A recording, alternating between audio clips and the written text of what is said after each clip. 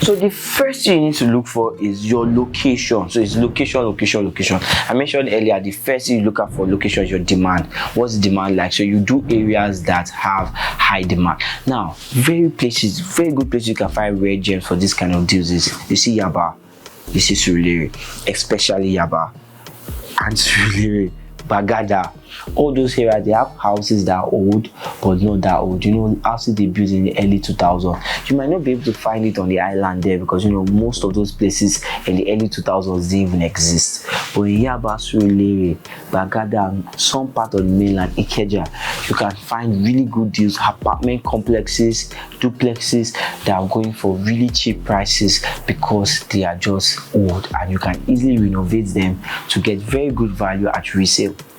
Now, another thing you need to do, this one is very important, is you need to do your engineering test, your structural test. So one of the popular ones is your non-destructive test. So you bring in an engineer to actually check, is this house still solid? Do your structural integrity check. So make sure that the house you are buying is actually good enough that when you renovate it, it still stands for tens and tens of years, even over 100 years, depending on the structural integrity. So before you buy an old house you want to flip, please, for the safety of the entire community and the safety of your investment, do a non-destructive test. Check if this house is structurally okay, so you know when you're doing your renovation you will not have issues, and once you do your renovation, that house can last for a very long time. The next thing you need to do before you even start buying is you need to know how much it will cost you to renovate. See, a lot of times, one thing I've noticed, people underestimate renovation costs. Renovations are very expensive, so you need to have a clear sense of how much you're going to spend to renovate that property, and you look at it and know that, okay, if I do renovate it, will it actually bring me value? So that you will know before you get involved. So quantify how much you're going to spend on renovations and put it in mind before you buy. Another one, very important, is you need to know what the going rate in the area looks like. So you cannot say this is a good deal just because the house is old. You have to cover, are you getting it at a good price? Now the idea is you have to buy that property for way less than half the market value, and most times even the offering price is way less than market value. Recently, I'm currently working on one where the house is really valued at $1 billion, and I'm about to get it for 250 million. By the time I renovate, I'll get my 1 billion from it. Very important. And the house is in Surulere, 3-story building, nice apartment, getting real good value from just one house. So you need to make sure that you are getting that way below market price. Another thing is you need to design smart during your renovation. Now, don't just want to renovate for all the aesthetics in the world. So you have to just focus on the main things. Very easy thing that will help you with your renovation. One, your colors. What color do you paint the house? In my experience, white helps a lot. White makes the place look bigger, makes the room look brighter. So try your best to paint white as much as you can, especially on the inside. Now, another thing is you need to focus on the kitchen space. Make sure the kitchen is very convenient and you put nice designs and aesthetically pleasing things in the kitchen, because people always notice that. Another one is your tiles. Put energy in your tiles. Make sure your tiles looks clean. Me, I always go for white tiles when I'm renovating, because why? It just makes the place look a lot better and most people won't even notice it was renovated. And the last thing is your toilet. Make the toilet look good. Make the toilet look good. Just buy good tiles, buy good toilet seats. One thing I forgot, I said last, but one thing I forget again is lighting. Hey, see, if you want a house to look nice, lighting is the cheapest way to do it. Most of the chandeliers you see, you might be thinking they cost a lot. They don't. Chandeliers, some of them cost 50,000, 100,000. Even the elaborate ones you think cost a lot of money are just like 250,000. So invest in good lighting. If you put all these things in place, you can transform a scrappy looking house to something that looks so stunning. People will be begging you to buy, and you put it at a good price that it will look like a steal to the open market. But it's just me and you that know how exactly it is that cheap. The last thing you need to know, oh my god, this is so important, is your exit strategy. You need to know who is going to buy this house when I'm done before you even start. So if you don't have the buyers in hand, don't even get involved with it. One thing I do is I only invest in properties like that are close to places I already have client base. So you don't just go to random places, start buying properties where you don't know what's my plan of actually selling it. One of the ways you can actually make good money with this kind of houses is you renovate, you split, and you sell. So most time you might not be able to get one person to buy the whole thing. So let's say you find a house with 4-bedroom duplex, with 4-bedroom duplex, right? You renovate it, you might not be able to sell the entire house the way you bought it. You can now sell it in parts. So one of these 4 bedrooms you sell to Mr. A, sell the other to Mr. B, Mr. C, Mr. D. You make good money. So you have to be very strategic before you get into this business to know, who am I selling to before I start?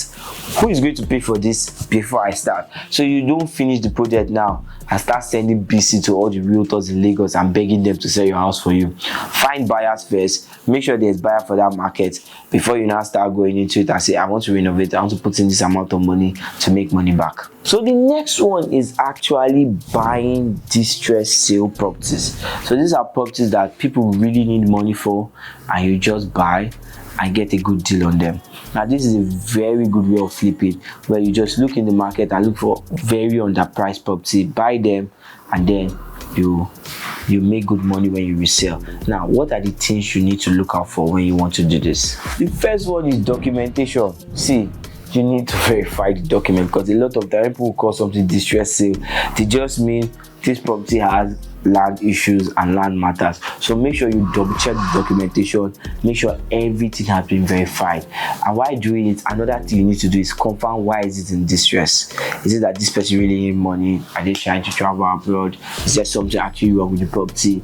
Investigate before you invest. Make sure you know what is going on, understand the full picture before you start investing. If it's too good to be true, it is probably not true. So make sure that you clarify exactly why that property is under distress. Another thing, this one is important as on your part, you need to have money. See, I've covered this in so many videos, I'm going to say it again. Investing is for the rich. This is not the game for people that are just trying to make money. This is a game for people that already have money. If you're going to have distress sale, buy distress sale, having cash will go a long way, because you can get the price to even go lower. Somebody is asking, hey, what's up, I want to sell my property at a discounted price. Let's say the property is worth 200 million. The person is looking at selling for 150, and you show up and you're like, this 150 is too much. Oh, chairman, if you agree, I'll give you 100 million today.